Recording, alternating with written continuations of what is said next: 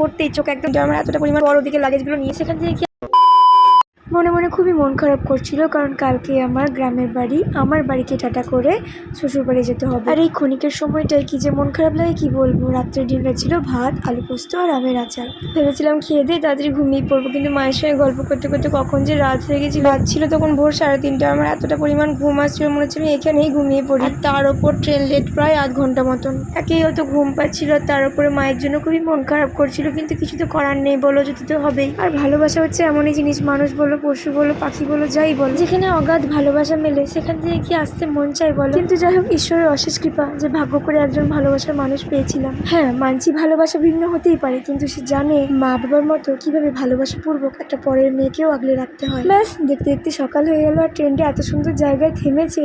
কি সুন্দর হাওয়া বইছিল চারিপাশে, কি বলবো, এত ভালো লাগছিল। আর গরমের দিনে এই ভোরবেলার হাওয়াটা গায়ে মাখতে এত ভালো লাগে যে কি বলবো। আর সামান্য কিছুক্ষণের অপেক্ষা, তারপর পৌঁছে যাব আমার গন্তব্যস্থলে।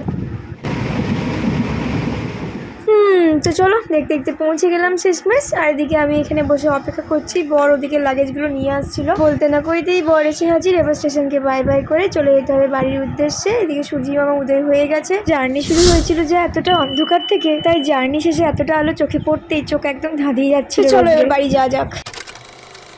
বাড়িতে থাকি বা যে কোনো জায়গায় যাই, যেটা আমার সর্বপ্রথম কাজ অবলা প্রাণীগুলোকে খেতে দিয়ে ঠাকুর প্রণাম করে আমি এখানে জলখাবার খেতে বসে গেছিলাম। বড্ড খিদে পেয়েছিল। দুপুরে খাবারে খেয়েছিলাম ঘি ভাত, আলু সিদ্ধ দিয়ে করলা মাখা, আর এখানে ছিল বাঁধাকপির তরকারি আর পাটের শাক আর ডাল। আর ওই যে গ্রীষ্মকাল বলে কথা, যখন তখন শেষ পাতে তো আমের চাটনি থাকতেই হবে, তাই নিয়ে নিয়েছিলাম আমের চাটনি। স্নান টান সেরে খাওয়া দাওয়া করে লাগছে এবার একটু স্বস্তি। ব্যাস দেবো এবার আরামসে একটু ঘুম।